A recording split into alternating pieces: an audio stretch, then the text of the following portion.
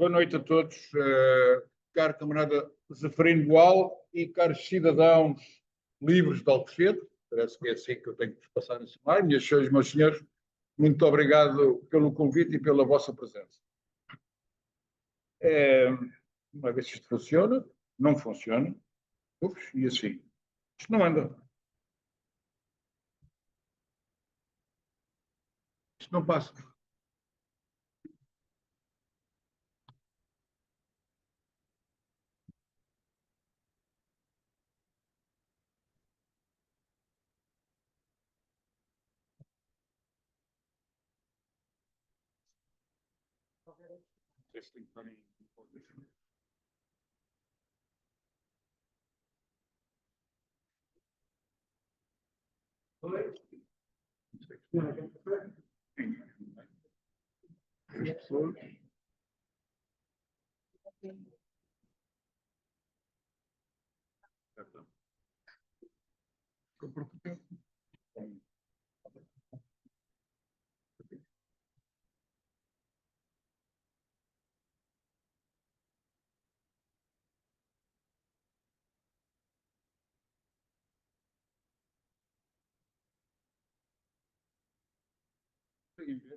Consegue, bem conseguem ver. Estão a ver, estão a ver. Estão a ver.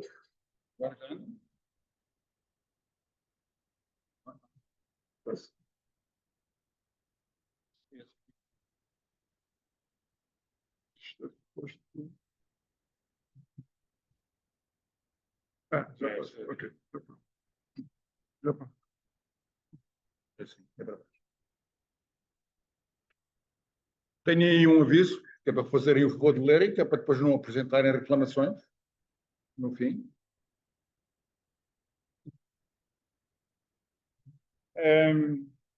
Eu queria começar por vos ler um pequeno texto do Sócrates. O Sócrates, o grego, não é o outro. Então, jantar de gente séria.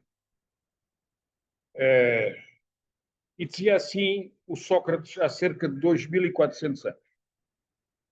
Previsão de Sócrates sobre a queda da democracia. A democracia deve cair porque tentará se adaptar a todos. Os pobres desejarão a riqueza dos ricos e a democracia aderá a eles. Os jovens desejarão ser respeitados como os idosos e a democracia aderá a eles. As mulheres, agora vou meter em aperto, mas isto é o Sócrates, sou eu. As mulheres desejarão ser como os homens e a democracia aderá a elas. Os estrangeiros desejarão os direitos dos nativos e a democracia aderá a eles. Os ladrões e fraudadores desejarão funções governamentais importantes e a democracia aderá a eles. E naquele momento, quando os ladrões e fraudadores finalmente e democraticamente tomarem a autoridade, porque os criminosos e malfeitores querem poder, haverá uma ditadura pior do que o tempo de qualquer monarquia ou oligarquia. Sócrates, 470, 399.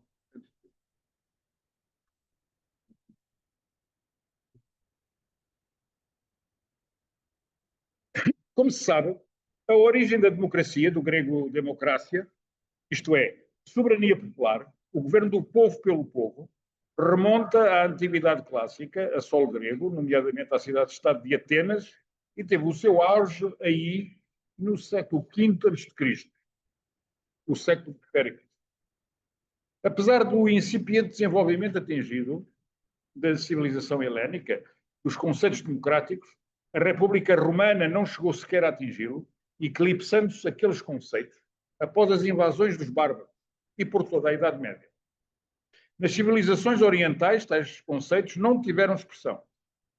O mesmo acontecendo durante a expansão e consolidação do Islão, o que se mantém neste último até aos nossos dias. Mesmo as avançadas civilizações centro- e sul-americanas pré-colombinas desconheciam o que era a democracia. E quanto à África Negra, nem vale a pena falar. O próprio humanismo do Renascimento dos séculos XV e XVI A redescoberta e evocação das civilizações clássicas não ressuscitou os conceitos democráticos de anteio. Foi preciso esperar pelo século XVIII, o século dito das luzes, para se voltar a ouvir falar em conceitos que estão na origem da democracia, como ela é entendida no chamado Ocidente. E isto pela mão dos filósofos iluministas e racionalistas, cuja ação mais se fez sentir em França, Inglaterra, Prússia, Estados Alemães e Áustria. Serve isto para dizer que a democracia é um conceito de governo que é de aplicação relativamente moderna e que está longe de ser e de ter sido aceito e entendido pela maioria dos povos que habitam ou habitaram a Terra. Estes conceitos filosóficos e políticos passaram a informar e consubstanciar a organização do governo da cidade e a servir como legitimação do exercício do poder. E passaram a ser maturados em associações de caráter secreto, hoje em dia assumidas como discretas, que as difundiam para a sociedade e infiltravam elementos seus nos lugares de importância. Os dois formidáveis obstáculos à propagação e implantação destas ideias, passíveis, aliás, de se reverterem em regime, eram o trono e o altar. E foram estas instituições que foram abaladas pelas revoluções americana e francesa que marcam o início da tentativa de implantação do sistema soi-disant democrático a nível global. Com uma nuance importante no outro lado do Atlântico, é que é bom não esquecer, aliás, isto está a saber muito hoje em dia, a Revolução Americana se fez contra a Europa. E uma das coisas que os novos americanos fugiam eram das perseguições e guerras religiosas no velho continente. Sobretudo as do século XVII. E por isso elegeram a liberdade religiosa como um dos pilares da nova nação. De qualquer forma, bem longe da autoridade. Estas ideias chegaram a Portugal no princípio do século XVIII e foram muito favorecidas por Pombal. Não é por acaso que ele tem a maior estátua existente em Portugal e que em cima farão o favor de notar a avenida que se chama da Liberdade, apesar de ele encarnar entre nós o despotismo esclarecido. Não é aqui. Não é este. Calma aí. Estamos neste. Estamos neste. Não é aqui. Ironias da história. Eu vou repetir isto porque isto é importante. Estas ideias chegaram a Portugal no princípio do século XVIII e foram muito favorecidas por Pombal. Não é por acaso que ele tem a maior estátua existente em Portugal e que em cima farão o favor de notar a avenida que se chama da Liberdade, apesar de ele encarnar entre nós o despotismo esclarecido. A estátua foi começada a construir no tempo da Primeira República e foi terminada pelo Estado Novo. Sofreram, porém, um retrocesso e até perseguição no reinado de Dona Maria I, passou a se difundirem enormemente quando as baionetas napoleónicas retalharam a terra lusitana. E é na sequência das invasões francesas que se tentou e conseguiu implantar à força a trilogia da liberdade, igualdade e fraternidade entre nós. Vamos analisá-las sucintamente.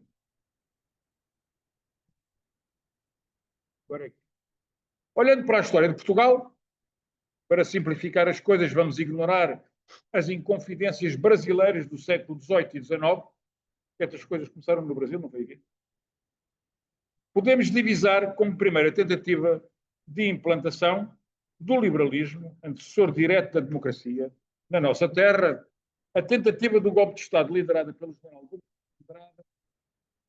em 1817. A revolta destinada também a eliminar a influência inglesa em Portugal falhou e os seus cabecilhas foram enforcados. Lá está o Campo dos Mártires da Pátria, em Lisboa, a assinalar o local da sua execução. à exceção do general, foi morto em São Julião da Barca. Gomes Freire de Andrade era afrancesado e grão-mestre da maçonaria lusitana, subordinada à grande loja francesa. A segunda tentativa ocorreu no Porto, 3 anos depois, a 24 de agosto de 1820. Encabeçou-a o bacharel Manuel Fernandes Tomás, este que está aí na foto. E também ela foi preparada numa loja da mesma organização, chamada o Sinédrio. Convém recordar que se alguém merece o título de pai da democracia em Portugal, é este homem. Não é o doutor Mário Soares, que passou a ser moda a ventar, isto é, a tirar ao vento. Convém ainda lembrar que o Sinédrio era o nome do tribunal que condenou Jesus Cristo à morte. A segunda tentativa, já disse, desta vez, a tentativa surtiu efeito. E os seus principais objetivos imediatos eram os de obrigar a família real a regressar a Lisboa, dotar o país de uma Constituição, vista na altura como a solução para os problemas nacionais, e acabar com o absolutismo monárquico, pondo fim ao ancião regime. O país estava longe de estar preparado para tão modernas concessões de vida social e política, e a piorar as coisas, logo os vencedores se desentenderam. Seguiram-se uma série de desastres, golpes e contragolpes, que acabaram na pior guerra civil que em Portugal já houve. A mesma terminou em 1834. E por paradoxos em que é fértil o nosso destino histórico, os liberais, contra toda a lógica, ganharam. A antiga nobreza emigrou, como já aconteceram no passado, e criou-se uma nova. Aceitou-se uma nova Carta Constitucional, mas logo os liberais se dividiram. Com eles todo o país. Sucederam-se mais uma série de desconchados que terminaram em 2 novas guerras civis. A revolta da Maria da Fonte, depois se prolongou na Patuleia. A paz foi assinada em 1847, após uma indecorosa intervenção militar estrangeira anglo-hispano-francesa. O país, que já estava em frangalhos, ficou muito pior. Em 1851, nova revolução, que marca a quarta tentativa, nas minhas contas, marca a quarta tentativa de implantação deste regime. Entrou-se na regeneração. Com ela gerou-se o rotativismo. Isto é, as forças políticas, após acordo, reuniram-se em 2 partidos. Um mais à direita, o regenerador, e outro mais à esquerda, o progressista. E alternar-se-iam no poder numa tentativa de imitar o parlamentarismo inglês e dar estabilidade político-social à nação. Isto é, em vez de andarem a matar nas ruas, passavam-se a matar no Parlamento. Um certo desafogo financeiro permitiu algum desenvolvimento e prosperidade. Mas o péssimo funcionamento dos partidos, transformados em agências de emprego, manipuladoras de caciques locais e defensores de interesses oligárquicos, deitou tudo novamente a perder. O rei era uma figura decorativa e quando Dom Carlos I o quis deixar de ser, mataram. Nesse fatídico dia 1 de fevereiro de 1908. A partir de 1875, nasce o Partido Republicano. E é o regime que passa a ser posto em causa. A partir de 1890, entra em crise, larvar, se prolonga durante 20 anos. Cai em 1910, em menos de... sem se saber defender. Mais uma vez, o país era maioritariamente monárquico, mas ganharam os republicanos.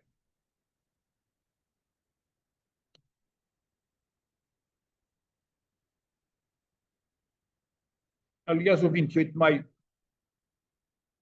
no 28 de maio, a Primeira República também caiu em 24 horas, em menos de 24 horas, e no dia 24, o regime também caiu em menos de 24 horas. Para não ir mais atrás, não vale a pena. A República é obra, sobretudo, de uma sociedade secreta, a Carbonária, que se pode considerar como o braço armado da maçonaria. O braço político da mesma, concentrado no Grande Oriente Lusitano, Gol, teve o cuidado, porém, de enviar a Londres uma delegação, chefiada pela missão, então, grão-mestre Magalhães Lima solicitar o agrément à sua congênere inglesa e garantir que a Grã-Bretanha não se oporia ao golpe projetado. No poder, logo se dividiram e tiveram. No poder, logo se dividiram em três fações, que se digladiavam, tendo a mais esquerdista e demagógica das três tomado o poder. Os 16 anos que se seguiram foram de uma tragédia sanguinolenta, como previra essa de Queiroz, como não havia memória na história pátria. Em 1926, o país estava exausto, arruinado, desconsiderado internacionalmente e moralmente destroçado em si mesmo. As Forças Armadas, que refletiam o estado em que a nação agonizava, conseguiram encontrar dentro de si a estamina necessária para impor uma doutrina militar que pusesse termo à caminhada para o abismo total e absoluto para onde o país escorregava em quase cada livre. E assim findou a quinta tentativa. No poder, porém, os militares sabiam o que não queriam. Também é muito típico. Mas, à boa maneira portuguesa, não se entenderam sobre o caminho a seguir. E as coisas podiam ter revertido novamente para a anarquia, não fora ter várias tentativas frustras. Um professor de Coimbra a ser ministro das Finanças, com a incumbência de pôr ordem nas mesmas, o que ele conseguiu em pouco tempo, para assombro e admiração de todos. Como era íntegro, não fazia demagogia, cortava à direita, com sabedoria, dava o exemplo, e ainda por cima doutrinava, sobretudo, sem dúvidas e com fé patriótica, foi subindo em consideração até lhe ser outorgada a presidência do Conselho de Ministros. E tal era o asco que o país tinha aos partidos, na altura, que se autogovernou sem eles durante 48 anos. Hoje dizem que foi um ciclo negro da nossa história, mas lá virá o tempo em que a verdade, de sua plenitude, virá ao de cima como o azeite. Em 1974, já com o ditador morto e enterrado em Campa Rasa, como corolário da modéstia em que vivera toda a vida, uma pequena parte da oficialidade, acompanhada por um general ambicioso, mas pouco refletido, no meio de uma guerra em que se estava em jogo o futuro da nação, resolveram por questões corporativas, onde de resto lhe assistiam razões, ou toda a razão, realizar um golpe de Estado e pôr fim ao regime do Estado Novo. O alcance do golpe não terá sido bem avaliado e a condução do mesmo revelou-se desastrosa, perdendo-se o controle dos acontecimentos no próprio dia 25 de abril. Mais uma vez, os militares se dividiram e, infiltrados por agentes comunistas, diria luso-soviéticos, deixaram o poder. A partir daí, o golpe de Estado passou a revolução e os seus autores passaram a andar a reboque dos acontecimentos. Por uma vez, as forças mais sãs da instituição militar conseguiram travar o caminho para o abismo e evitou-se mais uma guerra civil. Mas o mal no ultramar estava feito. 1 milhão de mortos, catástrofes em série, país amputado, futuro comprometido. E lá se deu o início à sexta tentativa de instaurar o tão afamado regime liberal democrático. Desta vez, as coisas têm, apesar de tudo, corrido melhor. Sim, têm corrido melhor.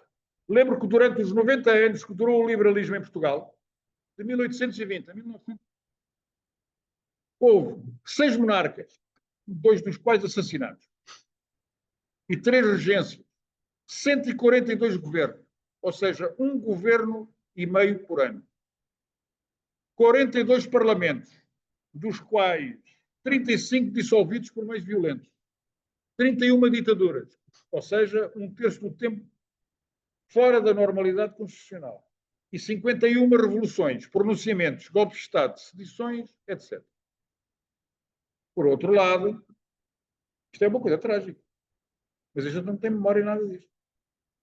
Por outro lado, os 16 anos da anarquia gerada pela democracia direta da Primeira República resultaram em 8 chefes de Estado, dos quais um foi assassinado, juntamente com mais, juntamente não, mas em tempos diferentes, com um chefe de governo, em 1921. 2 foram exilados. Um resignou, 2 renunciaram e outro foi destituído. 45 governos, há quem conte 51. O que dá uma média de 3 governos por ano. 8 parlamentos, dos quais 5 foram dissolvidos violentamente, 11 ditaduras, o que nos deixa apenas 5 anos em que se conseguiu cumprir a Constituição aprovada em 1911.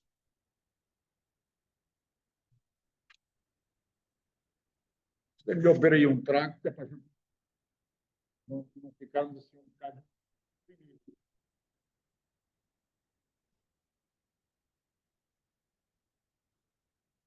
E eu não quero que saiam daqui deprimidos. Quero que saiam a pensar ali.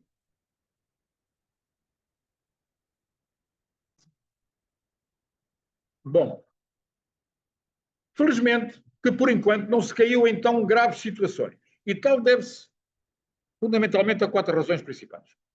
Em primeiro lugar, não se cometeram no continente e ilhas erros graves, como por exemplo ataques à igreja ou vinganças sangrentas. Em segundo lugar, porque as coisas acabaram por correr mal para os militares.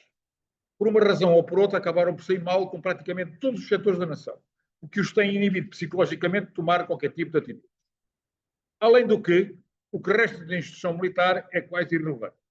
Em terceiro lugar, porque não houve qualquer tipo de crise internacional grave que afetasse o país. Agora já. Como houve, por exemplo, a seguir à Primeira República, com a entrada do país na Primeira Grande Guerra. Pelo contrário, houve até desanuviamento com a queda do Muro de Berlim. E por último, e mais importante, após a entrada na CEE, o país passou a receber avultados meios financeiros, cerca de 10 milhões de euros por dia. Tem dado para vivermos acima das nossas possibilidades. Abundante desperdício e larga incontinência. E já contamos, apesar disto, com 3 bancarrotas. Eu vou repetir, que é para ver se a gente entende. Isto é preciso entrar na cabeça. Apesar de terem entrado 10 milhões de euros por dia desde que entramos para a CE em média, já tivemos 3 bancarrotas. Em 1978, em 81 e em 2000 e 2010. Ok? E é preciso dizer que os 10 milhões de euros estão ao alcance de um clique no computador. Não, e representam uma riqueza possivelmente superior ao somatório de todas as especiarias que vieram do Oriente, do ouro e dos diamantes do Brasil e das riquezas da África, todas juntas. Sem o custo, em meios humanos e materiais, da gente ter que as ir lá buscar. É bom a gente refletir sobre isto. Porque a gente olha para a televisão e ninguém reflete sobre nada daquilo que tem interesse ou tem acesso.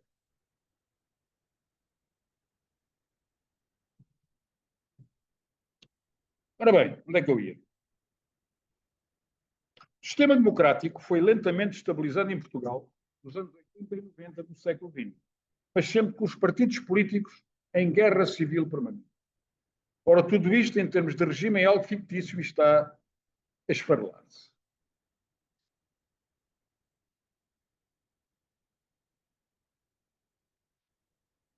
Com nuances, o sistema funciona, em termos gerais, da seguinte maneira.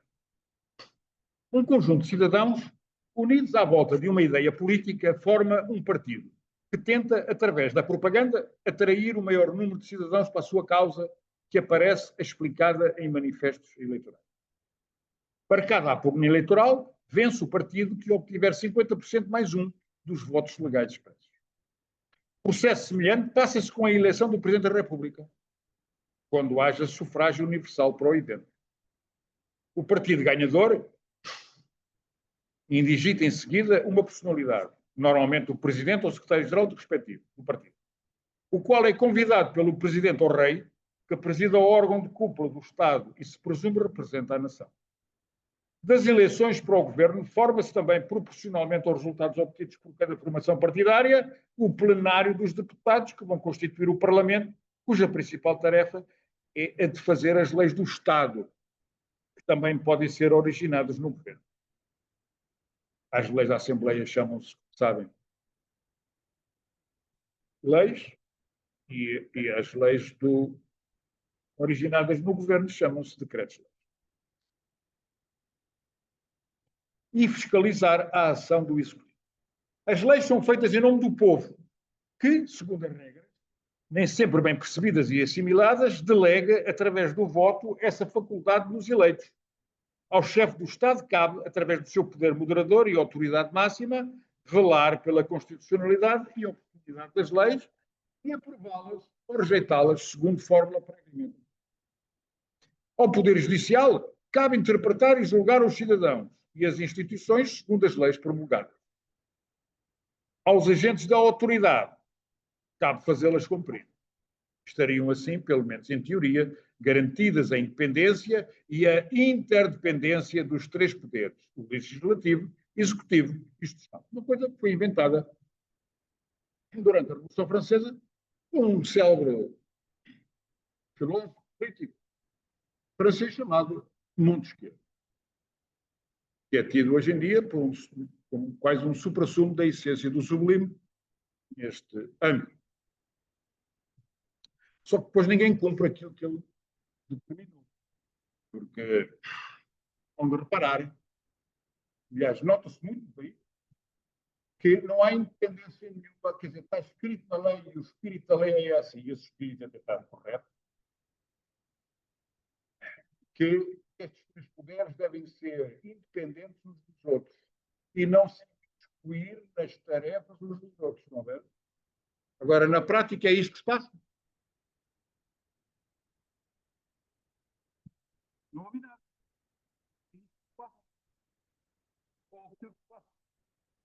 É cada um tentar interferir nos poderes dos outros.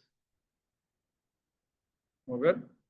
Isto é esta guerra constante que a gente tem entre os políticos e a justiça.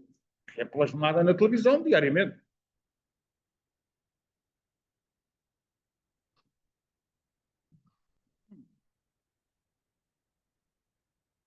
Este sistema é tido no Ocidente, no chamado Ocidente, pela maioria da classe política e intelectual e possivelmente também pela população. A gente não sabe bem o que é que cada um de nós pensa. Uma coisa é aquilo que a gente pensa, outra coisa é aquilo que a gente diz. E outra coisa ainda é aquilo que a gente faz. E é raríssimo, isto é outra coisa que vos deixo em cima da mesa para pensarem, é raríssimo encontrar uma pessoa que reúne em si simultaneamente as três coisas. Vou repetir. É aquilo que a gente pensa, aquilo que a gente diz e aquilo que a gente faz.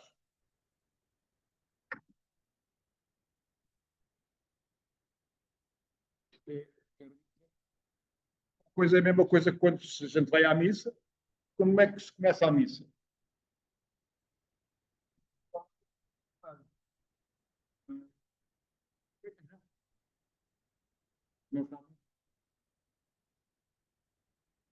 É por partes do princípio que nós diariamente pensamos uma coisa, fazemos outra, dizemos outra e fazemos uma terceira. Não há nada para. Agora que também confesso uma coisa, foi a primeira vez que isto me veio agora à cabeça, foi aqui nesta ocasião, este exemplo da missa. Até me parece de algum modo feliz. Bom, ora muito bem. Partindo-se deste princípio, este sistema é tido no Ocidente pela maioria da classe política e intelectual e possivelmente também pela população como o menos mau de todos. Que era o que diziam os senhores. Já lá vamos aos senhores. Dada a consciência de não haver nenhum sistema político perfeito, e não há, e defendido como sendo o melhor a aplicar a todos os povos em todo o mundo, o que, à partida, é falacioso. Partindo-se deste princípio, não devemos descansar sobre o que temos, pois a tendência da sua prática é o seu desvirtuamento, tendo em conta as características do comportamento da natureza humana.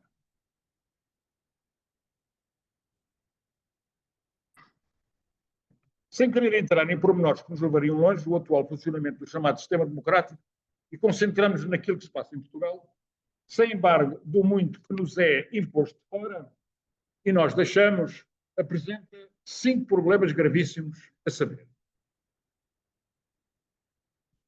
o querer assumir-se a democracia em si mesmo como um fim, o primado da quantidade sobre a qualidade, a sensação para a opinião pública que ela influencia decisivamente os destinos do país, ou os seus destinos, o funcionamento dos partidos políticos, a submissão dos atos de governação aos ciclos eleitorais. Analisemos sucintamente cada um destes pontos. Em primeiro lugar, a democracia deve ser encarada como um meio e não como um fim. Isto é um meio pelo qual o Estado, que é a nação politicamente organizada, vai tentar concretizar as aspirações de todos os povos à segurança, à justiça e ao bem-estar, por esta ordem, pois a ordem dos termos não é arbitrária. E não é arbitrária por uma razão muito simples. A gente não pode ter bem-estar se não tiver justiça e não pode ter bem-estar nem justiça se não tiver justiça. Ora, o que se pretende, caso seja essa a vontade da população, é atingir estes desiderados por métodos democráticos. A democracia não é um valor intangível, é apenas um sistema político. Não pode nem deve ser considerada acima da pátria, da liberdade, do direito, da justiça, da ética, da verdade, da paz, etc. A democracia é passível de aperfeiçoamento constante. E aqui batemos na questão da qualidade versus quantidade. A questão da igualdade do voto tem a ver com o mito da igualdade entre os homens, o que é uma mentira. Isso tem a ver com a história do outro contemporâneo, do Sr. Montesquieu, que era um tipo que nasceu em Genebra, e que os franceses gostam muito de dizer que é francês, chamado, vou-me lá, escreveu ali disse que todas as pessoas nasciam iguais e eram todas boazinhas. Então, ajudem-me lá, caramba, há de haver aí alguém que sabe isto. Então, um tipo muito conhecido, o Sr. Rousseau, Jean-Jacques, para os amigos.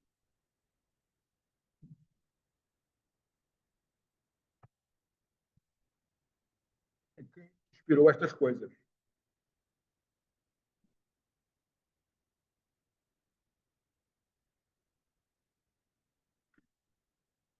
Todos os homens são diferentes. O que se deve fazer é tentar dar a tua. Agora tenho que dizer também as mulheres, na vida, deve ir com o papo seco, e 20. Todos os homens são diferentes. O que se deve fazer é tentar dar a todos oportunidades idênticas. Isto é uma questão de justiça. Dentro destas, cada um procurará o seu caminho, diferenciando-se para o melhor e para o pior. Na implantação dos sistemas liberais, houve o cuidado de limitar o direito de votar, impondo os limites de cidadania, os quais, com o fruir dos tempos e a maior informação e educação das pessoas e a demagogia da luta partidária, foram caindo um a um. É aquilo que o Sócrates dizia há 2400 anos. O atual sistema faz com que o voto do atrasado mental valha tanto como o do universitário, o que tem bom caráter com o mal formado, ao passo que se estende a nivelar por baixo toda a sociedade, na manipulação e no controle da informação e na transformação dos políticos em atores bem falantes e bem parecidos, na busca desenfreada da captação do voto. E eu julgo que é urgente reformar tudo isto. Dentro desta lógica, passa-se para a opinião pública, através do sistema educativo, dos médias, da atividade política, das manifestações culturais, etc., a ideia de que as pessoas, pelo voto, conseguem controlar os seus destinos e influenciar decisivamente a coisa pública. A realidade é, porém, bem diferente. Não diremos que a pressão da opinião pública não possa, sobretudo, a de um povo com um nível de informação e cultura elevado, influenciar pontualmente uma ou outra decisão. Agora, as grandes decisões de fundo, o próprio dia-a-dia, a reforma das instituições e as relações internacionais, estão muito longe de ser condicionadas pela opinião pública. Essa influência é feita a nível de organizações nacionais ou internacionais poderosas, grupos que são influentes e de pessoas devidamente preparadas e colocadas estrategicamente. A ideia transmitida pela opinião pública é, no entanto, psicologicamente inebriante. E é aqui que entra o Schuster. Expandindo uma perigosa sensação de autossatisfação e tranquilidade, tentando passar para os cidadãos a ideia de que os governados mandam nos governantes. Seguidamente, temos o problema do funcionamento dos partidos políticos. Estes formaram-se normalmente através de uma organização incipiente e cresceram anarquicamente. Nós hoje aqui, há mesmo 12, facilmente a gente sai daqui com um partido político formado. Vejam bem ao ponto em que isto é que uma coisa desta importância pode chegar.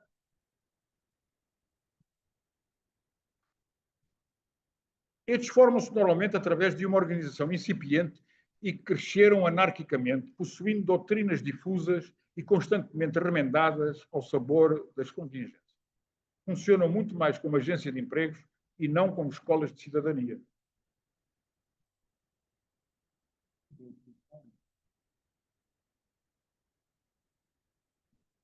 Filtram mal quando filtram. O Partido Comunista filtra.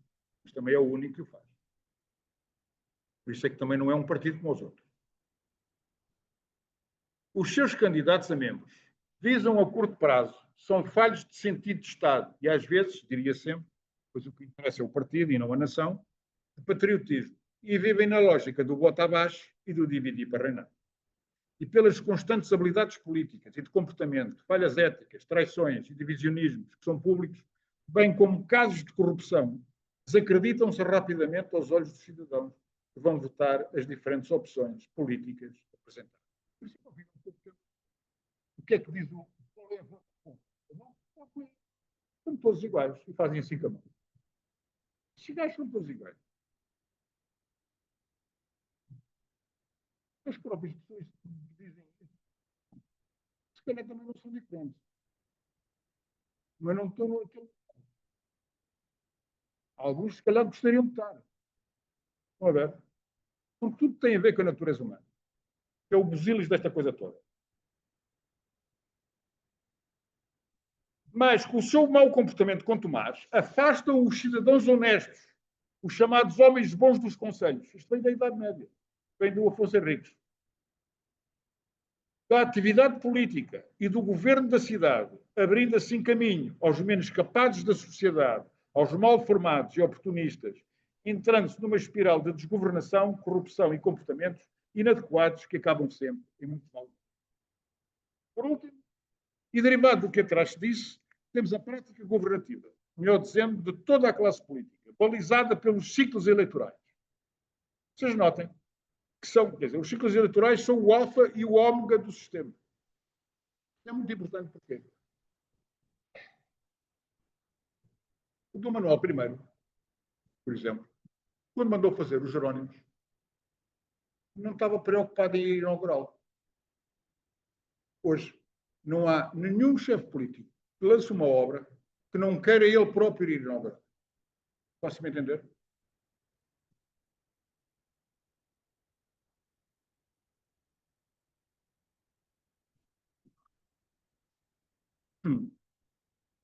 Por último, e derivado do que atrás disso, temos a prática normativa, já disse isto, balizado por ciclos de direitos, o alfa e o ômega do sistema. O que são pelo menos três: as eleições do chefe de Estado, nas repúblicas, as eleições legislativas e as autárquicas, a que passamos a ter juntar as eleições para o Parlamento Europeu e, no nosso caso, mais outras eleições para as regiões autónomas. Os autónomos foi um artifício inventou em 1900 para evitar e para justificar que eles não se tornassem independentes como Cabo Verde ou São Tomé e Príncipe, que nos custa os olhos da cara, que não se justificam minimamente. A Amadora tem menos habitantes, a Amadora tem mais habitantes que a Madeira toda. Temos, não sei quantos, ele é um tipo de dinheiro, tipo de Estado, tem Parlamento, tem um Parlamento, tem um Governo, tem um Ministro da República. Não se ouve falar. Os tipos de lá que chamavam-lhes colonialistas. Isto é um país que tem 10 milhões de habitantes. E com uma particularidade nos Açores, no açoriano, que o Parlamento, como eles não se entendem uns com os outros, ou têm rivalidade entre eles, sobretudo entre o Faial, a Terceira e o Sangal, o Parlamento tem que estar repartido por 3 ilhas. Estão a ver a coisa? É do mais fino quilato. Ora, isto tem consequências terríveis, pois normalmente não se faz o que se deve, mas sim o que é julgado mais apropriado para ganhar votos e alcançar ou manter o poder, além do que custa uma fortuna. Por isso, se adia constantemente as reformas de fundo. Por isso, nada funciona socialmente e com prazos dilatados no tempo. Nenhum governo quer, por exemplo, dar início a uma obra que sinta que possa não vir a inaugurar. Ora, a vida das nações deve reger-se por objetivos nacionais permanentes. Podem ser históricos ou conjunturais. Exige consensos alargados sobre coisas basilares, capacidade de projeção política futura, só um conhecimento e análise estratégica profunda podem sustentar e confiança e fé num destino comum e na constituição e reforço de poder efetivo, o que só se consegue com autoridade. Tudo isto é completamente ao contrário daquilo que a gente tem. Um último ponto é mister chamar à colação e que se sintetize numa pergunta. Como é que se pode chamar, é outro tema para reflexão, como é que se pode chamar uns milhões de cidadãos a votar em questões que a grande maioria desconhece quase em absoluto? Eu vou repetir. Como é que se pode chamar uns milhões de cidadãos a votar em questões que a grande maioria desconhece quase em absoluto? Mas é isso que temos. Infelizmente, a democracia real, assente como está na prática contemporânea, como aliás já se tinha verificado no liberalismo inicial do século XIX, na realidade partidária da monarquia constitucional e, sobretudo, na agitação da Primeira República, não tem servido estes pressupostos. E já inculcou, de novo, na mente dos portugueses, que o Estado não é uma pessoa de bem. A prática das coisas e a natureza humana ensina-nos que o sistema não se regenera por si mesmo e só se degrada. Parece-nos da mais elementar prudência arrepiar caminho, quanto antes. E o quanto antes, que já tem décadas, é estancar o plano inclinado antes do país se tornar ingovernável ou passar a ser governado por quem de todo não desejamos. Dito de outro modo, convinha pensar nestas coisas e adequar o sistema político ao povo que somos e não passar a vida a ver novelas ou a discutir os negócios do futebol. Não discutir o sistema político é até a antítese da democracia. Como já alguém disse, a democracia não pode ser o namoro do desejo. Muito obrigado.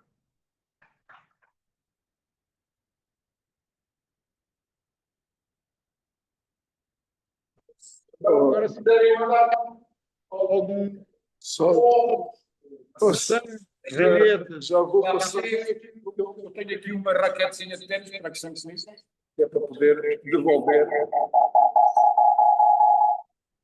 já vou passar a palavra. Só tirar aqui o compartilhamento. Agradecer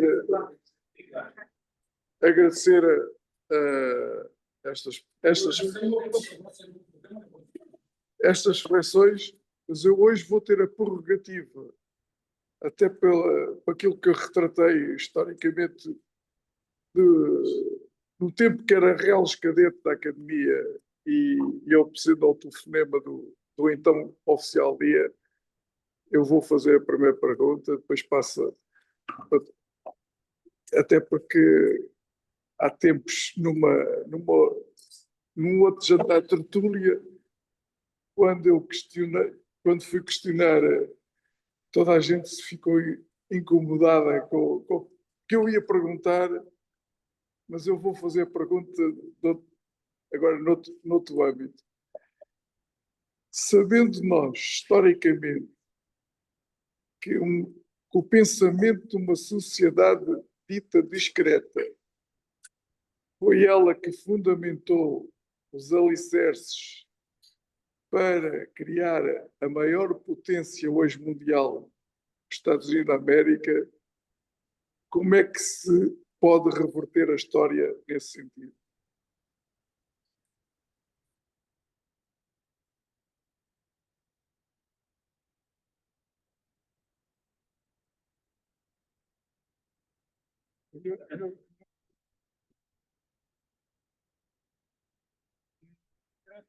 formou a maior potência, que se vem a ver a maior potência, como é que se reverte isso? Boa pergunta. Essa organização não está presente só nos Estados Unidos da América. E há mais que uma. Eu não sou especialista nisso, atenção. Nem pertenço a nenhuma, faço já aqui uma declaração de. Eu sou português. Aliás, vou começar até para fazer aqui um paralelo com o que se passou cá. Sim, por isto. Um paralelo com o que se passou cá. Nós tínhamos, quando foi de encontro do liberalismo, passámos a ter duas inglesas. Uma é o Gaulle, francesa, e o outro é Roger Regular. E têm características diferentes, portanto, estão aqui na mesma coisa. E na altura, quando se fartaram, quando perceberam que não se podiam continuar a andar a matar na rua, já tinha havido 3 guerras civis, o país tinha destruído o país já estava destruído por causa das invasões francesas. A gente tinha tido depois, também não temos memória. Perdemos 10% da população. 10% da população na altura eram cerca de 300 mil pessoas. Sabe o que é que a gente, em 7 anos, perdeu 300 mil pessoas? Agora ficamos muito impressionados com esta coisa de Gaza.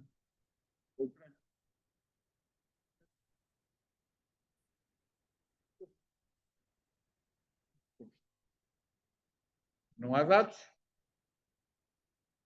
Quando finalmente se entendem, quer dizer, foi um entendimento tácito. É igualzinho ao que está a passar agora. Então, os tais 2 partidos que eu falava, o Regenerador, que era mais à direita, e o histórico setembrista, só o setembrista, 1834 e 38, 36, a Constituição é que é de 38. A Constituição de 38 foi aquela que durou até hoje.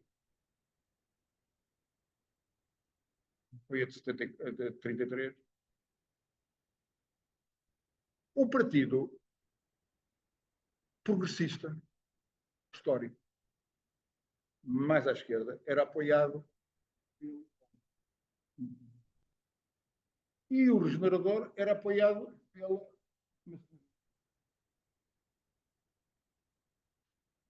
Hoje é a mesma coisa que o PS e com o PSD barra CDS. Igualzinho. Mas aqui quais é o papel químico? O PSD barra CDS é apoiado pela maçonaria inglesa. Não é só porque isto é tudo transversal. O PS é apoiado pelo Bloco. O PC está fora disto porque há 3 coisas que não são missíveis. Não era. Que é Igreja Católica, Partido Comunista e maçonaria. Mas há uns que se infiltram uns aos outros e outros não. Estão a ver? Pronto. Portanto, à partida. E, por exemplo, a vitória do 25 de novembro é a vitória da maçonaria sobre o Partido Comunista. Depois ficam com 2, cá fora.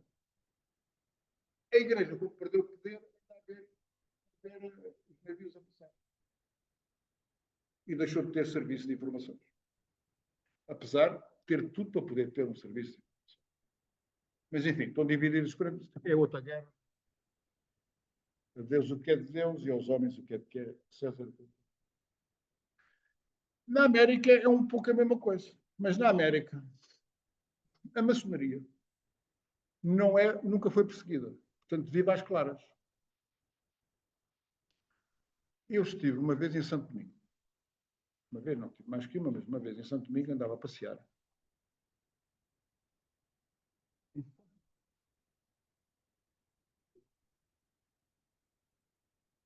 E dou caras com uma pequena casa terra, uma coisa na forma. Aqui funcionou a segunda loja maçônica do Novo Mundo. assim como a primeira que houve cá foi em 1700, ainda foi no tempo de Dom José, foi para aí em 1750, agora não me lembro, 1700, qualquer coisa, funcionava no Castrã. E não tinha um único português, era tudo comerciantes estrangeiros. Mas como o Papa, na altura, pôs logo cá, o Papa Clemente VII pôs cá fora uma bula que está em vigor, a dizer que ser maçom é incompatível com ser católico, está em vigor. E eles lembram isso de vez em quando. A coisa cá, isto era um país muito católico, por isso é que o Marquês de Pombal, é que o Marquês,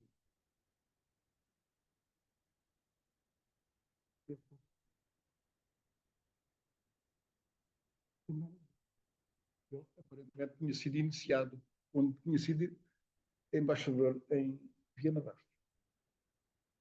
Bom, voltando lá à América, que é o coisa. A América é a primeira revolução democrática, suadizem, maçónica cá no mundo, não é a francesa. Toda a gente fala na francesa, mas não é. É uma questão de cronologia.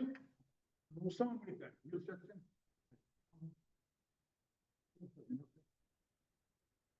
A outra é a primeira. E foi, de facto. E foi. Mas o poder dos Estados Unidos não advém. O grande poder dos Estados Unidos não advém disto. Porque lojas e coisas, não sei o que é praticamente tudo. O problema vem daqui. O problema vem de outras maçonarias, a que eu chamo financeiras, que foram constituídas depois e que migraram aqui da Europa para a costa leste. E estas todas tiveram origem, a grande parte delas teve origem, sobretudo, foram importadas para lá no fim do século XIX. Começou antes. Começou antes. E isto já não é propriamente uma história. Não sei se me faço entender. Tem a ver com o poder financeiro. E não só. Um dos tipos que começou, que teve grande influência nisto, foi um tipo que foi especial do nosso amigo, chamado Cécile Rhodes. Cécile Rhodes, que deu origem ao nome da Rodésia, e que está na origem do mapa. Esse ficou um tipo imensamente rico. E apoderou-se de uma quantidade de minas de diamantes e ouro na África do Sul. Ficou muito rico. Então fundou. Essas têm regras próprias e até têm lá umas desculpas autórias. Ninguém sabe quando é que isto viu. Sabe-se oficialmente quando é que isto viu a luz do dia, mas não se sabe coisas, porque eles escondem as coisas, não se sabe. Portanto, isto modernamente, a primeira loja que viu a luz do dia deixou de ser, havia dois tipos de maçonaria, a maçonaria operativa e a maçonaria espiritual. E então, a primeira que vem à luz do dia é a de Londres, em 1717. Foi criada num pub, que já lá tive até, em Covent Garden, do pub. Está lá. Foi aí que eles se mostraram à luz do dia. Tem uma data, é 1717. E em Portugal não é um país católico. Porquê? Porque os países católicos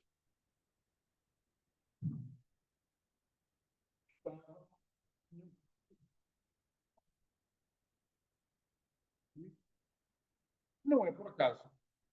Se alguma vez pensaram, isto é uma teoria minha, se alguma vez pensaram, o que é a monarquia?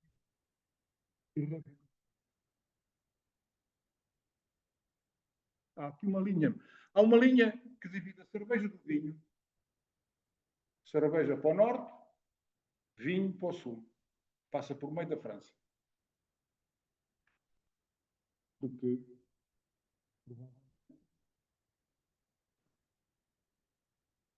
por causa da reforma do século XVI. Os países do Norte tornaram-se protestantes, os países do Sul mantiveram-se católicos. Esta história da democracia eu faço aqui várias voltas, mas está tudo ligado. A história da democracia tem a ver com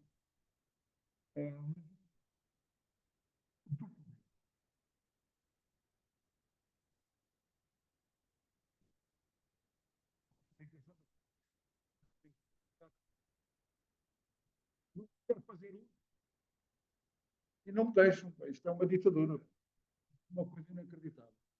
Mas o que eu estava a dizer é uma coisa muito curiosa, é que as monarquias do sul da Europa foram todas rebentadas à bomba.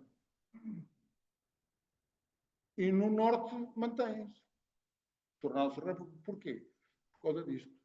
E porque os países protestantes aceitaram muito mais facilmente os ideais há bocado lá dos iluministas, não é? Enquanto que os países do sul e foi isso. Nem está. A França, que está no meio disso, nunca resolveu isso. Teve uma mini-guerra civil em meados do século XVI, em que mataram Paris. É um frase célebre. Mataram não sei quantos tipos, foi aliás, uma matança que foi muito festejada em Lisboa, por exemplo. Foi no tempo de Dom Sebastião. E, portanto, tiveram esse o passo.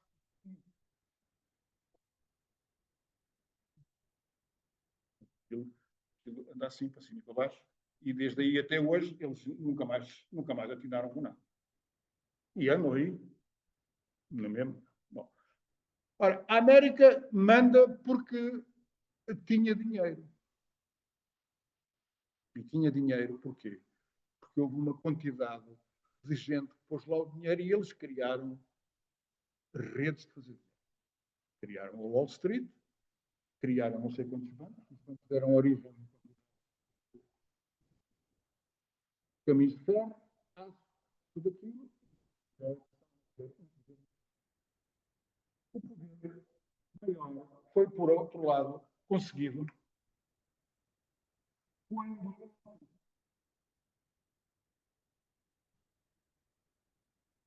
não, 23 de dezembro e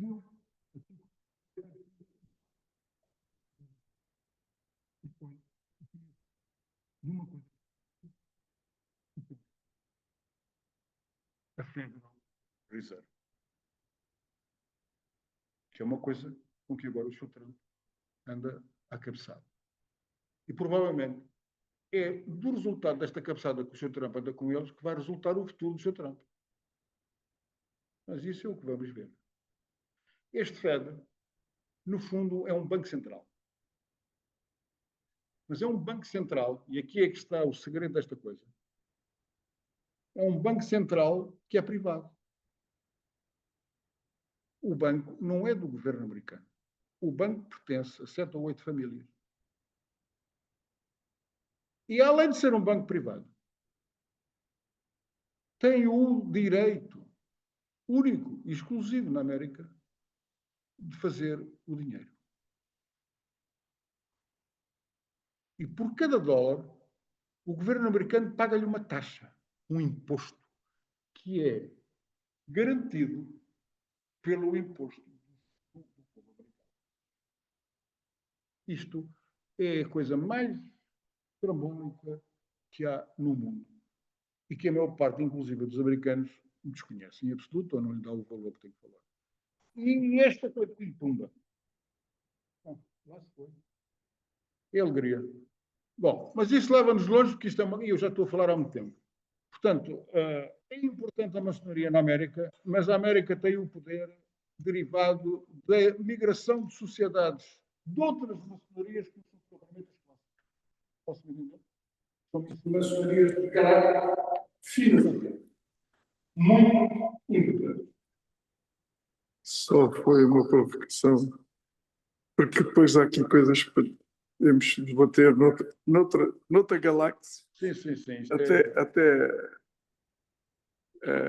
a tal bula ou não bula do Clemente, que hoje no século XXI já está ultrapassada. Mas isso, só vou pedir um favor, porque pediram.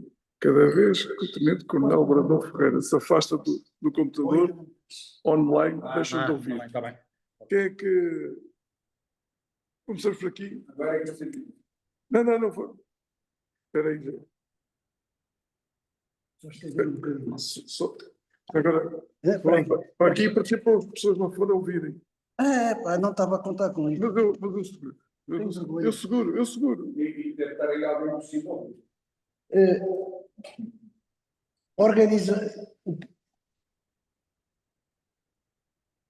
A finalidade última de um Estado é garantir aos seus cidadãos segurança, bem-estar, e a outra é a liberdade. Não? Segurança, justiça e bem-estar.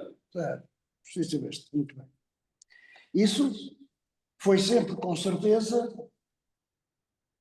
o último objetivo de qualquer Estado, desde que começou a haver Estados.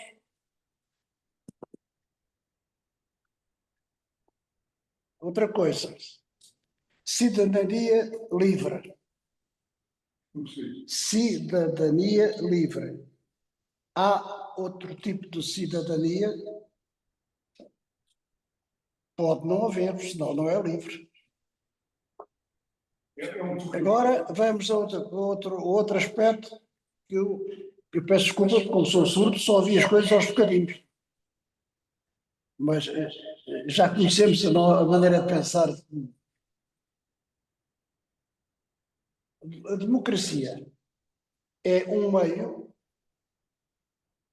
não é uma coisa fixa, base, é um meio de o Estado obter os tais 3 fatores essenciais para uma vida pacífica, desenvolvida e sustentável dos seus cidadãos. É um meio. Há outros meios de obter isso. Portanto, a democracia é apenas uma coisa. As ideologias e os sistemas políticos têm que estar incluídos dentro desse tipo de democracia ou não têm que estar? A liberdade que o cidadão tinha no tempo do Afonso Henriques é idêntica à liberdade que o cidadão tinha no tempo de Dom Manuel? Talvez fosse. Mas já não é de certeza a mesma liberdade que se teve na altura das guerras liberais. E posteriormente, quando foi das várias ditaduras que fomos tendo, embora algumas se chamem democracia. Portanto, eu agora queria, o meu caro Brandão Ferreira, como é que a cidadania livre entra nisto tudo? João, só vou pedir, só por uma questão logística do restaurante, o Luís Batista e mais alguém, depois responder todas em conjunto, está bem? Temos aqui o galo do horário. Ora então, mais uma vez, muito boa noite a todos, e eu queria mudar, ao fim de contas, o peso de todas estas situações e desta situação histórica que é muito importante. E queria concentrar a minha pergunta numa coisa mais realista do dia de hoje. Um dos fatores ou dos pilares daquilo que da nossa vivência é a educação. E hoje disse-se muito que temos a geração mais bem preparada de sempre, que estamos muito bem preparados. No entanto, assistimos diariamente a situações de comportamentos que não têm nada a ver com isso. Vamos para as universidades e para o sistema educativo. Nós temos uma taxa de natalidade, um número de nascimentos que ronda os 80 mil por ano. No entanto, vimos agora que abriram 72 mil vagas para as universidades, ou seja, somos todos universitários, estamos a vistos. Então, a formação e aquilo que nós vemos nos comportamentos é condizente com essa melhor preparação, ou temos no dia 2, como é que isto pode ser encarado numa projeção futura dessa mesma, quando vemos que parte das instituições escolares e universitárias estão cooptadas exatamente pelos partidos. Temos o ISCTE, temos o ISEG, ou seja, todas estas situações têm orientações e estão cooptadas por determinadas orientações políticas, para não dizer maçónicas. Terminei. Não sei se alguém quer mais alguém. Só perguntar se alguém quiser online, fazer alguma questão. Não parece, então. Então já aqui há pano para mangas.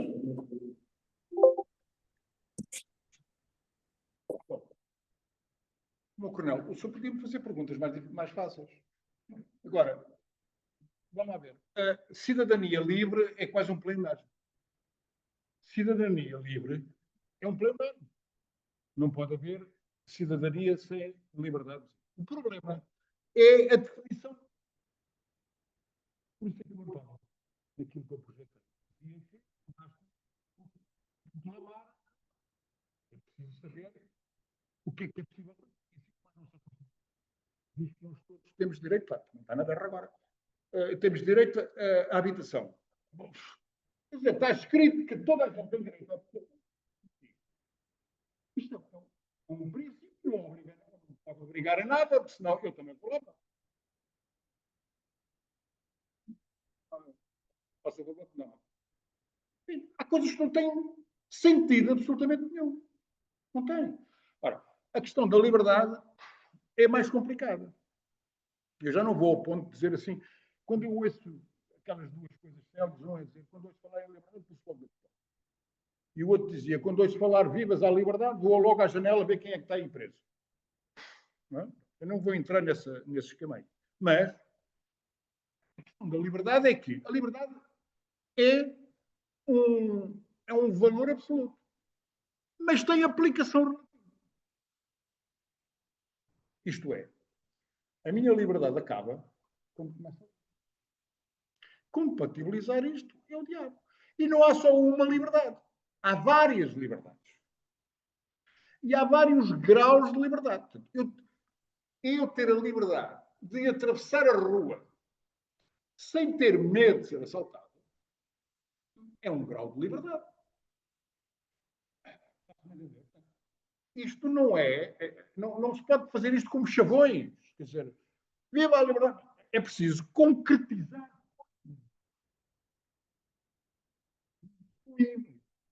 Não é um granel. Ou é uma demagogia. Vou para a televisão. Quer dizer, é como Sua Santidade, o Papa, este agora, onde reparais, não sei. Sua Santidade, o Papa, todos os domingos, ia para a varanda lá de Roma e apelava à paz. O que é que serve apelar à paz? O secretário-geral da ONU, toda a gente quer a paz. Quer dizer o quê na prática? Zero. Aliás, o que interessa não é apelar à paz, é apelar à justiça. Porque a guerra tem origem. Não serve de nada. Este Papa calou-se porque tornava-se ridículo. E mais, se eu continuo a apelar à paz e ela não vem e ninguém faz nada, ninguém liga aquilo que eu digo, eu só estou a desgastar a minha imagem. Portanto, esta história da liberdade é a mesma coisa. É preciso. A liberdade pode ser uma coisa intangível, mas a gente tem que transformar. Ora, há outras formas fora do partido político. O país governou-se durante mais de 700 anos sem partidos políticos. Portanto, há outras formas de coisa. E há outras formas de atingir a segurança fora do regime democrático. Há uma quantidade de situações em que se procura. Isso é apenas uma fórmula, é um caminho, e eu posso tentar outros.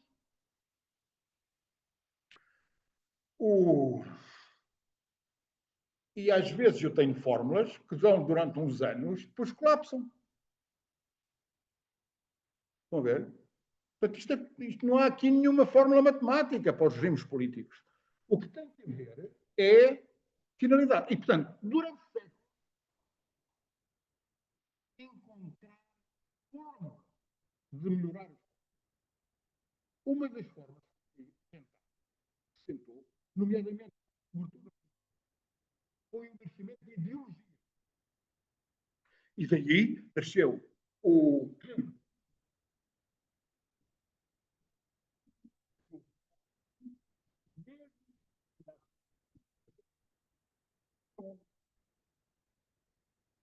Helena.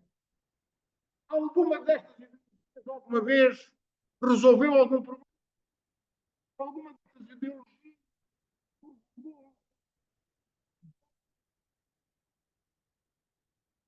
Então não seriam para nada.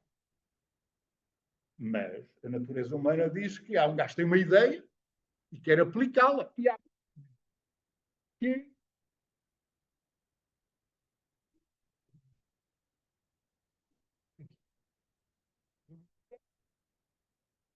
a intenção de tolo. Eu posso estar errado, mas posso estar a querer fazer uma coisa. É importante. Eu posso estar a querer fazer uma coisa de boa mente. Epá, mas depois vou para a prática e isto está mal. Por isso é que todos os golpes de Estado, ou todas as revoluções, passados uns tempos, quando se analisa isto, temos que ver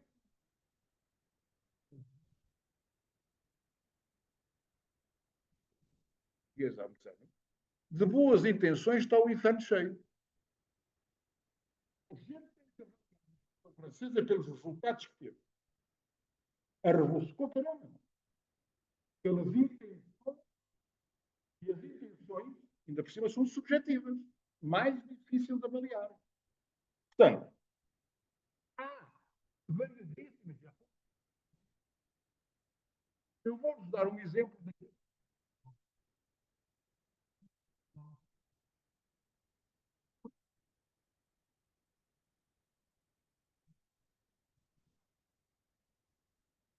muito, temos até espirros, mas eu considero, por exemplo, o sistema político que nós criamos em 1953, eu considero muito mais democrático do que o sistema. E o que é que se cria?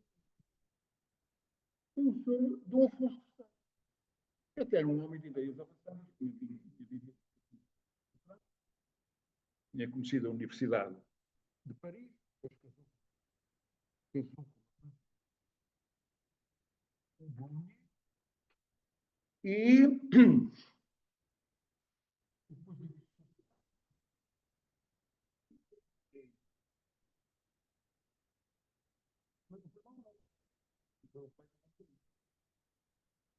esse senhor fez uma reforma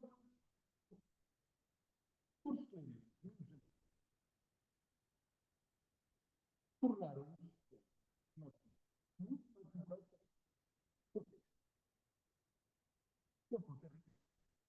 não tinha nobreza. Também o partido estava do lado.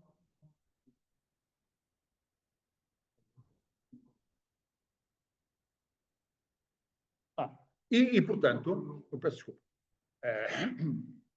Onde é que ele se teve que apoiar? Tinha meia dúzia de novos, ou de suportes novos, isso é que nunca houve feudalismo cá em Portugal. Onde é que ele se foi apoiar? Nos municípios. Por isso é que a tradição municipal portuguesa é muito antiga daqui. E a tradição municipal, quando é bem feita, é muito democrática. Bom. E depois havia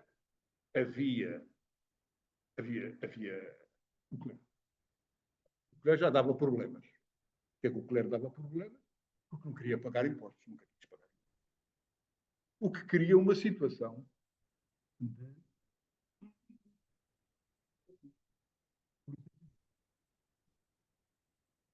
não é? E as cortes que a gente reúne em Portugal desde o Afonso Henriques só reuniam com os representantes, era o rei, que era o grande árbitro, e com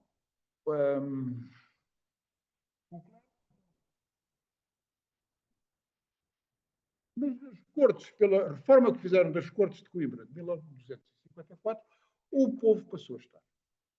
Isto é muito curioso, porque é poucas dezenas de anos depois de ter a vida para aplicar. É muito curioso. Em que a nobreza cerceou os poderes que é de 1212. Portanto, passaram 30 anos. Na Idade Média é pouco. Este sistema em que todos estavam representados funcionava muito melhor do que o Parlamento, o Presidente e o Manifesto. No tempo do Dom João I. Juntaram a isto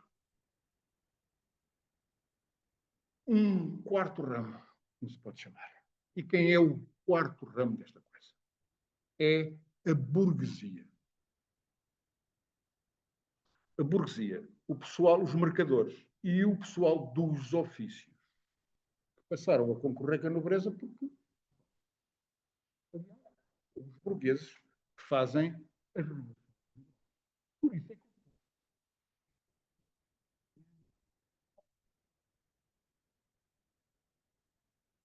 okay, as coisas nunca acontecem.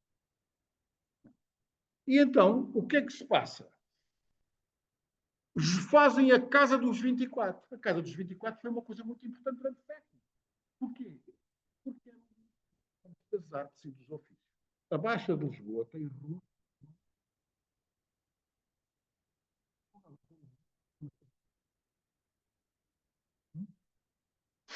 Portanto, é preciso perceber lá as coisas. E tem lá a Rua dos Sapateiros, a Rua dos Correieiros, a Rua do... Tudo. A Rua da Prata é outra coisa. Tem todas as corporações que eram 24. Era a Casa dos 24. Foram abolidas em 1834 a 37, pela legislação liberal que, no fim, ganharam a guerra.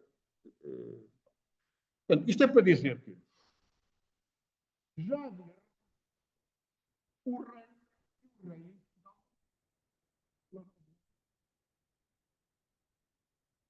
o rei era isso,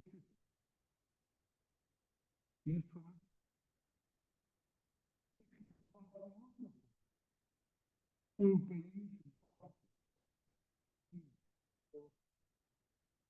e não é por acaso.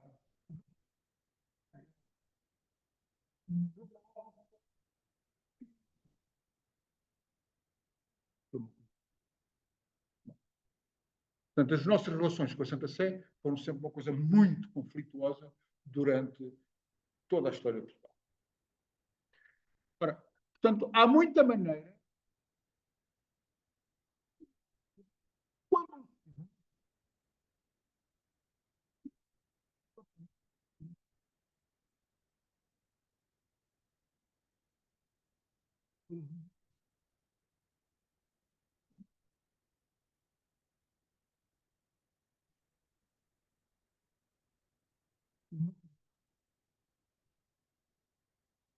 arranjaram guerras.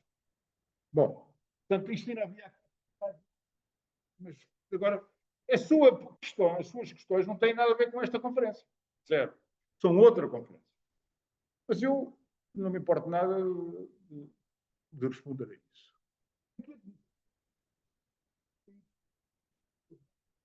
Eu, quando ouço isto, até me posso. Porque isto. Há várias mentiras de Estado em Portugal.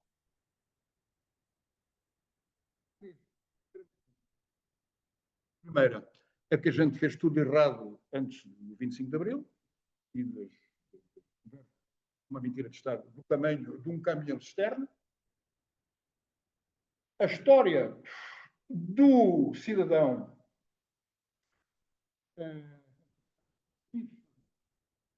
outra mentira de Estado. Nada daquilo que dizem. Mas virou uma mentira de Estado. E virou uma mentira de Estado porquê? Porque Presidente da República, Assembleia da República, Governo, tribunais, todos os órgãos do Estado assumiram a mentira. E proclamam-na. Isso é outra conferência também. E, finalmente, a terceira mentira, grande mentira de Estado que eu considero é esta frase.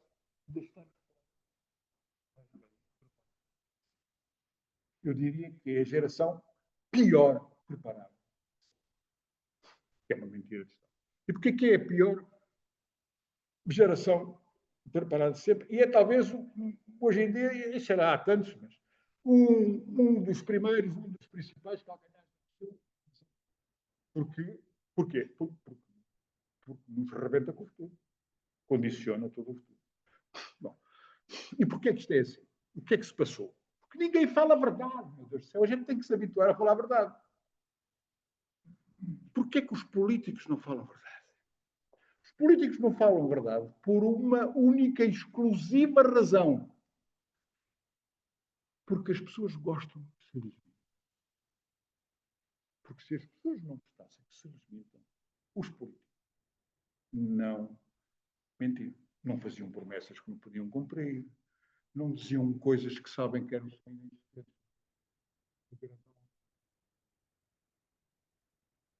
não lhes prometem coisas que sabem que não podem.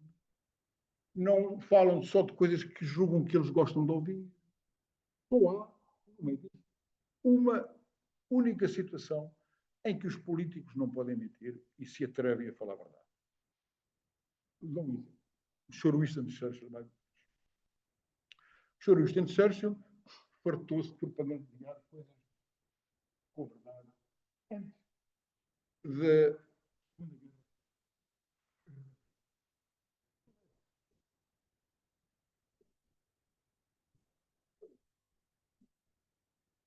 O que é ótimo.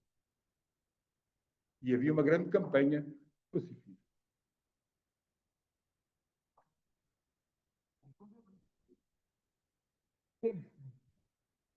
É preciso fazer aviões, é preciso fazer navios, é preciso fazer. O João Chamberlain ia a paz e tentava apaziguar o Sr. Hitler. Bom, o Sr. Chamberlain vai de frosques, veio o Sr. Winston Churchill em 1940 e o primeiro discurso que ele faz, o que é que ele fez? Simplesmente isto. É uma frase extraordinária. Disse: eu só vos posso prometer sangue, suor e lágrimas. E o povo inglês aceitou. Porquê? Estava a levar com as bombas na cabeça. Chegou-se a Potsdam.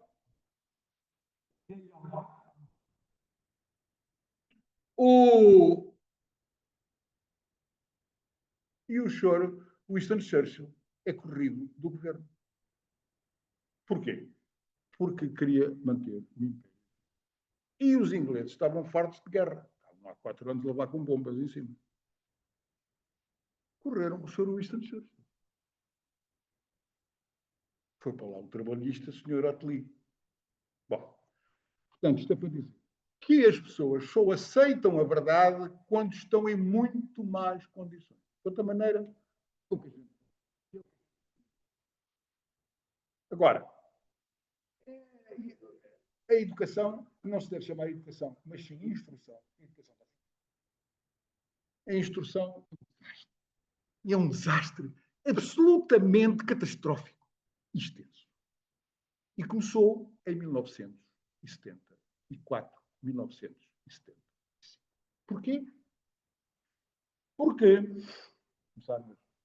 era a bandalheira. Como era a bandalheira, o poder caiu na rua, portanto, cada um fazia o que queria, passagens administrativas, não sei o quê. No entretanto, houve umas forças políticas, todas ali do mesmo género, que assaltaram o Ministério da Educação. E ainda hoje lá estão.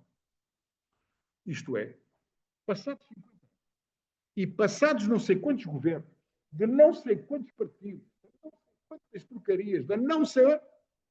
Eles permanecem. E, portanto, podem lá pôr o melhor Podem lá pôr o melhor ministro da Educação. Ele não consegue mudar. E aquilo é e uma catástrofe absoluta desautorização de tudo e de falta de autoridade. Ninguém manda em coisa nenhuma. Aliás, no país.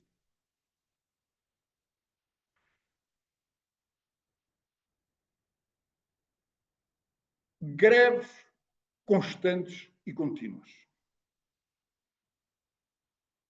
Mudança de programas todos os anos. Invenções e posta em prática de experiências pedagógicas delirantes. Ano sim, ano não. Os professores não têm autoridade nenhuma. Os alunos batem nos professores. Os alunos batem-se uns nos outros. Os pais dos alunos batem nos professores. Invadem a escola. Isto é uma catástrofe. Agora estão admirados que os professores não haja professores. É a mesma coisa que os polícias. Não? Ninguém consegue recrutar políticos. Dizem que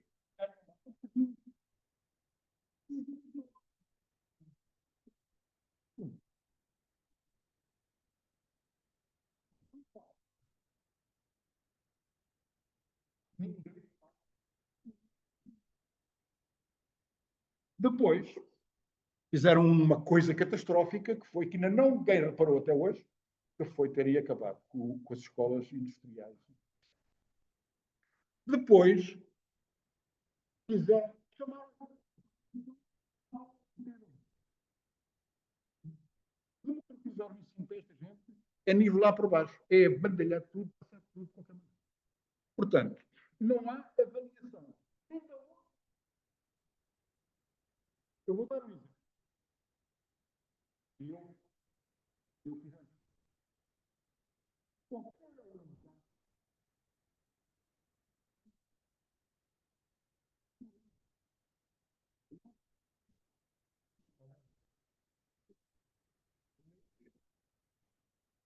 Contar e. Como é que é?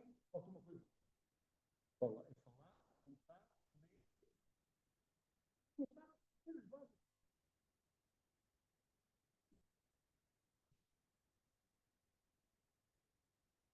Portanto, isto vai por mas depois transformaram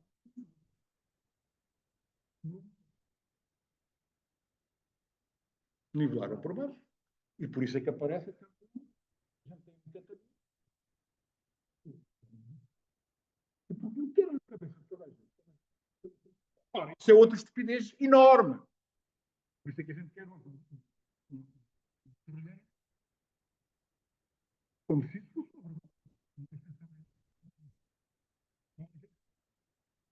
não é gente trabalha.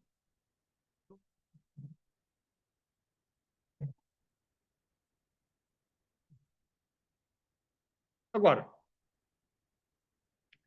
transformaram sobretudo as universidades campo. Luta ideológica,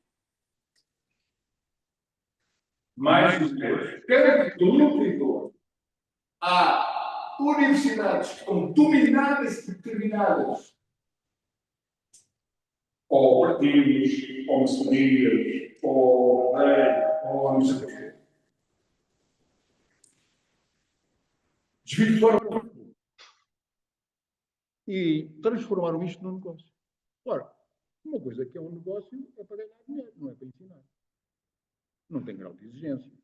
Nem ele e os professores universitários tornaram-se outra vez, é como os médicos.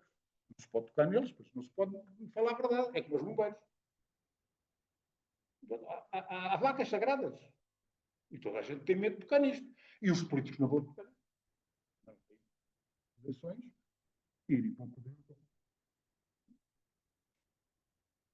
E não se consegue sair disto. Isto dá 3 conferências. Bom, obrigada. obrigada por esta conversa.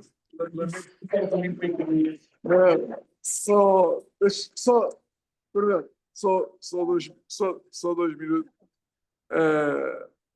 Agradecer especialmente às pessoas que hoje estão online, porque não foi fácil criar balizas, uma área de defesa para o nosso orador não sair do computador, e muitas vezes as pessoas no online perderam o som, porque para a próxima temos que meter ali umas grades para ficar ali preso. As pessoas fartaram-se de queixar, mas acho que deu para ouvir. E, acima de tudo, vou fazer não só por camaradagem, mas, acima de tudo, houve muita gente que não esteve presente e que sei que é capaz de ouvir, porque me disseram que faltava no currículo, apresentar no currículo, o grande historiador, que é o João Brandão Ferreira. Independentemente dos pensamentos, mas foi uma lição de história e pistas para reflexão. Quero agradecer a presença de todos. É um gosto, Coronel, é um gosto fazer cidadania livre. É um gosto fazer cidadania livre, sem amarras, e falarmos de tudo e aquilo que não se fala na caixa da televisão. João, obrigado. E estamos, como se diz em Angola, estamos juntos. Obrigado a todos.